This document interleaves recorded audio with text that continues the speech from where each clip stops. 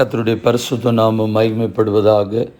19/3/2026 வியாழக்கிழமை, புதிய நாள், புதிய கால வேளைக்காய் கர்த்தரை நன்றியோடு துதிக்கிறேன், ஸ்தோத்திரிக்கிறேன்.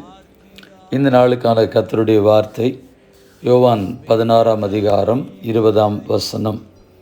உங்கள் துக்கம் சந்தோஷமாக மாறும். Your grief will turn into joy. கர்த்தருடைய நாமம் மகிமைப்படுவதாக. நம்முடைய துக்கத்தை சந்தோஷமாக மாற்றக்கூடிய ஆண்டவர் நம் நடுவில் இருக்கிறார்.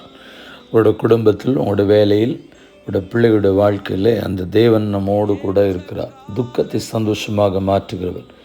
பல நேரத்தில் அழுகை, புலம்பல், வேதனை, துக்கம் இதெல்லாம் நம்மை அழுத்தி நம்முடைய தூக்கத்தை கெடுத்து, நிம்மதியை கெடுத்து, வாழ்க்கை வெறுத்து போக செய்கிற பல சந்தர்ப்பங்கள் நம்முடைய வாழ்க்கையில் இருக்கலாம். ஆண்டவருடைய வார்த்தை மிக தெளிவாய் சொல்லுகிறது, உங்களுடைய துக்கம் சந்தோஷமாக மாறும் என்று சொல்லி.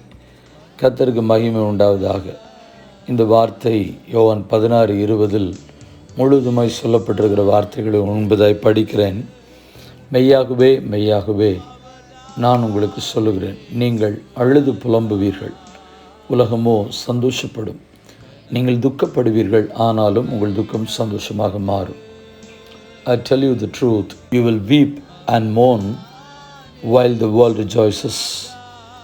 You will grieve, but your grief will turn to joy.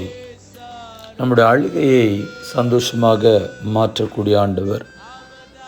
பல நேரம் நம்முடைய அழுகைக்கான அர்த்தங்கள் நம்மோடு கூட இருக்கிறவர்களுக்கு கூட தெரியாது. ஒருவேளை உங்களுடைய புருஷனுக்கு கூட உங்களுடைய அழுகையின் அர்த்தம் தெரியாது. உங்களுடைய மனைவிக்கு உங்களுடைய வேதனையின், துக்கங்களின் அர்த்தம் புரிவதில்லை.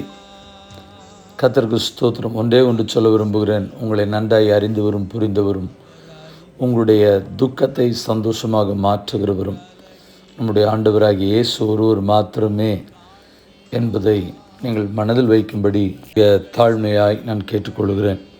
துக்கத்தையும், உங்களுடைய கலக்கத்தையும், கண்ணீரையும், தவிப்பையும், ஏக்கத்தையும், எதிர்பார்ப்புகளை மாற்றி சமாதான காரண கர்த்தர் சமாதானத்தினால் உங்களுடைய வாழ்க்கையை நிரப்பி நடத்துவாராக. கண்களை மூடி ஜெபிப்போம். பரிசுத்தமுள்ள நல்ல தேவனே, இந்த ஆசீர்வதிக்கப்பட்ட புதிய நாளிலும் எங்களோடு கூட ஜெபத்தில் இணைந்திருக்கிற ஒவ்வொரு தேவ பிள்ளைகளுடைய கரங்களை கொடுக்கிறோம். ஒவ்வொருடைய வாழ்க்கையிலும் சமாதானம், சந்தோஷம் நிறைவாய் காணப்பட, மகிழ்ச்சியும் ஆனந்தமும் நிறைவாய் தங்க, இரட்சணியத்தின் சந்தோஷம் நிறைவாய் காணப்பட நம்முடைய கரங்களுக்குள்ளே ஒப்பு கொடுத்து ஜெபிக்கிறோம். தேவ சமாதானம் வழி நடத்துதல் பெரிதாய் காணப்படட்டும். தீமைகளுக்கும் பொல்லாப்புகளுக்கும் மறைத்துக்கொள்ளும்.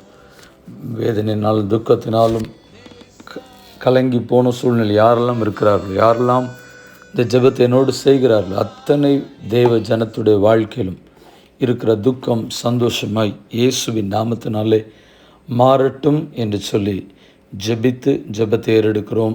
எங்கள் பரிசுத்தமுள்ள நல்ல பிதாவே, ஆமென். வாழ்த்துக்களுடன் ஜெபங்களுடன் பாஸ்டர் ஜெபதாஸ். வாட்ஸ்அப் 9345353730.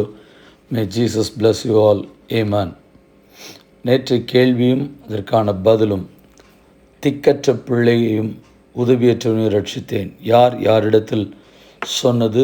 யோபு சூகியனான பில்தாத்திற்கு சொன்னது. யோபு 29:12. இந்த நாளுக்கான கேள்வி, துக்கம் மகிழ்ச்சியாகவும் மாறின மாதம் எது?